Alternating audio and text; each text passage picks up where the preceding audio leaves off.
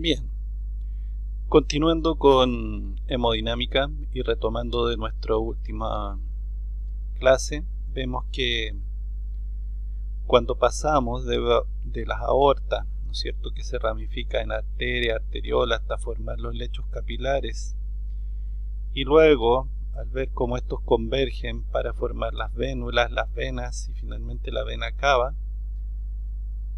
nosotros nos damos cuenta que al llegar al lecho capilar el área de sección transversal va a aumentar significativamente. ¿Okay? Podemos ver también en el gráfico inferior que lo que es la presión sanguínea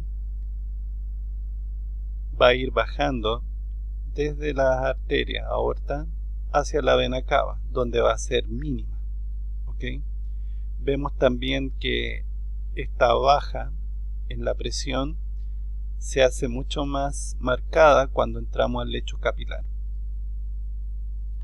Por otra parte, nosotros vemos en este otro dibujo que se hace énfasis, ¿no es cierto?, en cómo aumenta el área de sección transversal total en el lecho capilar, y vemos cómo esto afecta negativamente a la velocidad del flujo.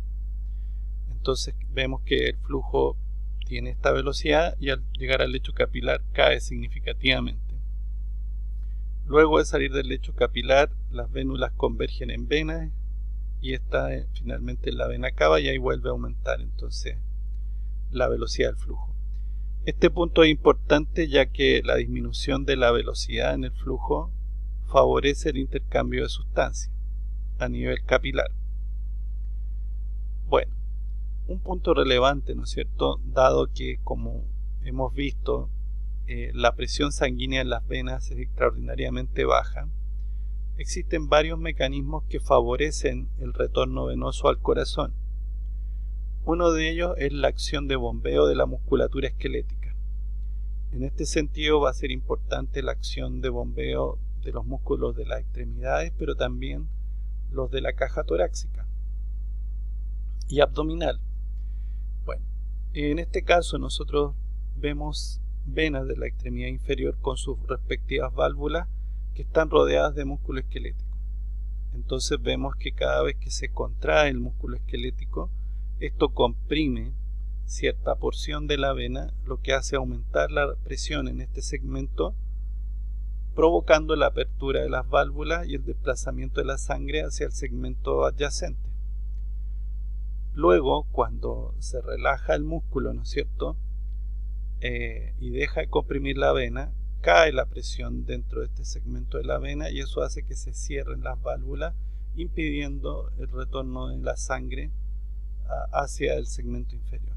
Entonces, esto se va a dar de manera muy significativa mientras caminamos y especialmente durante el ejercicio. Entonces, la acción de bombeo de la musculatura esquelética aumenta el retorno venoso. Eso aumentará el volumen diastólico final y eso contribuirá finalmente a aumentar el volumen de latido y el gasto cardíaco. Por otra parte, el flujo de sangre al interior de los vasos sanguíneos lo podemos dividir en dos clases, el laminar y el turbulento. El flujo laminar se da en todos los vasos sanguíneos, digamos, normales, que no presentan alteraciones en su luz o lumen. Entonces así vemos que la sangre viaja mucho más rápido al centro del vaso sanguíneo que hacia la periferia. A medida que nos acercamos hacia los bordes o hacia la pared de los vasos sanguíneos, el roce hace que disminuya la velocidad del flujo en esa zona. Entonces, en este caso, si el vaso sanguíneo está normal, todos los vectores de velocidad se orientan en la misma dirección. Todos están orientados en la misma dirección, en paralelo entre sí. Y claramente los vectores de velocidad son más grandes, es decir, mayor velocidad al centro y más lento hacia la periferia. El flujo laminar tiene como característica que no genera ruido. Unos ruidos que podemos percibir en el estetoscopio y que se conocen como ruidos de Kortkopf. En el caso del flujo turbulento, lo que ocurre es que por diversas razones los vectores de velocidad acá van en distintas direcciones y con distinta magnitud. Esto genera ruidos a medida que fluye la sangre al interior de estos vasos sanguíneos. Esos sonidos se conocen como sonidos de Kortkopf. Bien. Ahora, el tipo de flujo sanguíneo dentro de un vaso sanguíneo puede predecirse con el número de Reynolds. Entonces los flujos laminares van a ser aquellos cuyo número de Reynolds es menor a 2000 y los flujos turbulentos aquellos cuyo número de Reynolds es mayor a 3000. Entonces, para poder ver cuáles son los factores que afectan al número de Reynolds, vamos a ver que el número de Reynolds es directamente proporcional a la densidad del líquido, es directamente proporcional al diámetro del tubo y es directamente proporcional a la velocidad del flujo. ¿Ok? Pero es inversamente proporcional a la viscosidad del líquido. En muchos casos tenemos que recordar, ¿no es cierto?, que si el área de sección transversal, por ejemplo, un vaso sanguíneo disminuye, la velocidad va a aumentar y eso va a hacer que el número de Reynolds también aumente. ¿Por qué digo esto? Porque, por ejemplo, en un vaso sanguíneo normal vamos a tener este flujo laminar que, como decíamos, no genera ruidos. En cambio, en este otro caso tenemos un vaso sanguíneo con una prominencia acá, que podría ser una placa ateromatosa, podría ser un tumor u otra cosa, y eso hace disminuir el área de sección transversal, aumenta la velocidad, y eso hace que entonces el número de Reynolds aumente y el flujo se torne turbulento, generando entonces sonidos de Kortkopf. Algo parecido va a pasar si por alguna razón se ocluye, ¿no es cierto?, la luz de un vaso sanguíneo. Otro aspecto a tener presente es la capacitancia o distensibilidad de los vasos sanguíneos. Este concepto describe cómo varía el volumen de sangre contenido en un vaso frente a un determinado cambio de presión. Esta capacitancia puede ser graficada en un gráfico volumen versus presión. En este caso, la pendiente que se genera va a ser directamente proporcional a la capacitancia o distensibilidad. Entonces, si observamos este gráfico, nos vamos a dar cuenta que las venas tienen esta mayor pendiente en comparación con una arteria y por lo tanto tienen mayor capacitancia que las arterias, lo que significa que las venas son más distensibles y por lo tanto, ¿no es cierto?, lo que va a ocurrir aquí es que frente a pequeñas fluctuaciones de presión pueden almacenar grandes volúmenes de sangre. El caso de la arteria, en cambio, que tiene una menor distensibilidad o capacitancia, es que para poder almacenar los mismos volúmenes, los cambios de presión son significativamente mayores. ¿Ok? Luego, esto se debe fundamentalmente a lo siguiente, que las paredes de las arterias tienen mucho más fibras elásticas, ¿no es cierto? Y eso hace reducir significativamente la capacitancia, más fibra elástica en comparación con una vena. ¿Ok? Por su parte, las arterias, a medida que envejecemos, se van tornando más rígidas.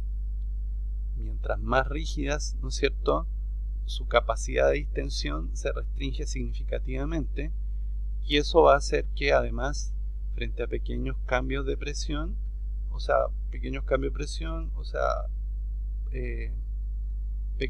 volumen, o dicho de otra manera, va a haber una tendencia en realidad a que la presión sanguínea va a estar elevada solamente por un cambio en la estructura de la pared.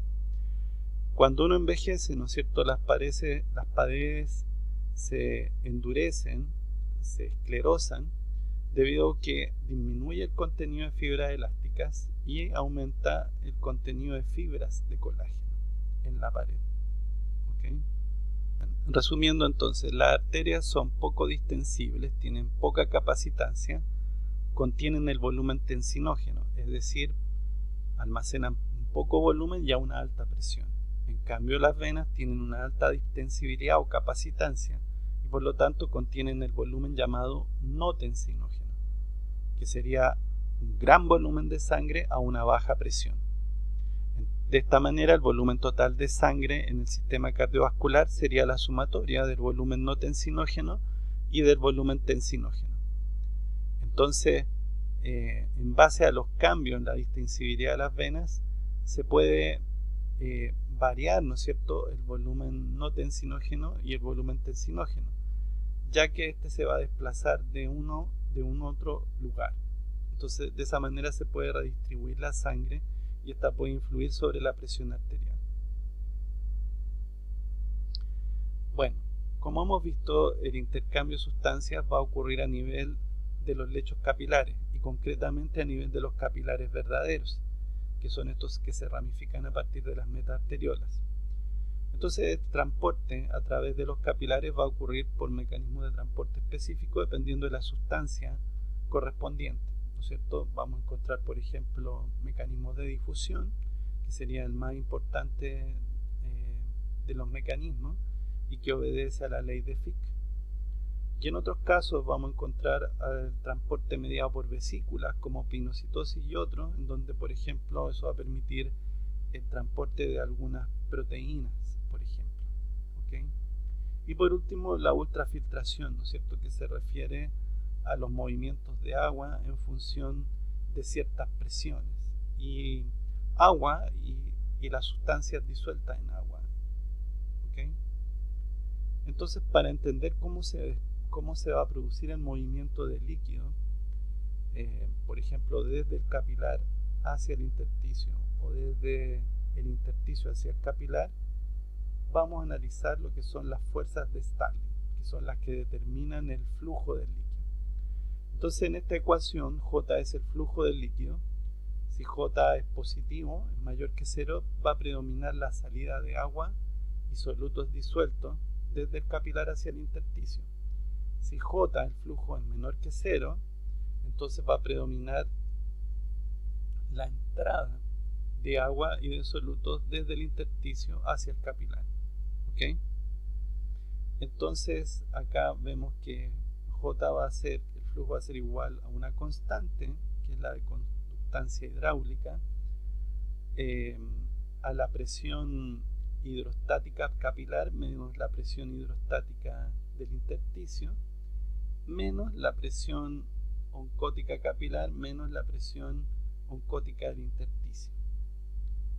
Si esto lo vemos gráficamente, me muestra entonces, esto sería la filtración neta, sería un J positivo, una absorción neta sería un J negativo, y aquí podemos ver las fuerzas que tienden a empujar el agua y los solutos desde el capilar hacia el intersticio, que serían la presión hidrostática capilar, que en nuestro caso está relacionada con la presión sanguínea, y la presión oncótica del intersticio, que tiende en general a ser mínima o nula.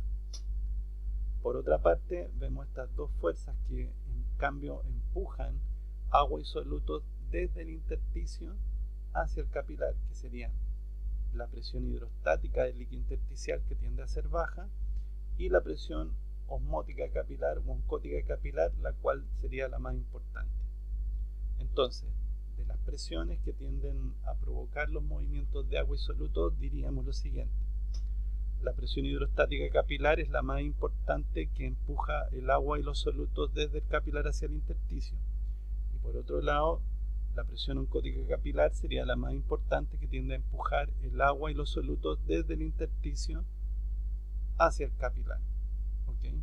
O si ustedes quieren, se opone entonces a la salida de agua y solutos desde el capilar hacia el intersticio.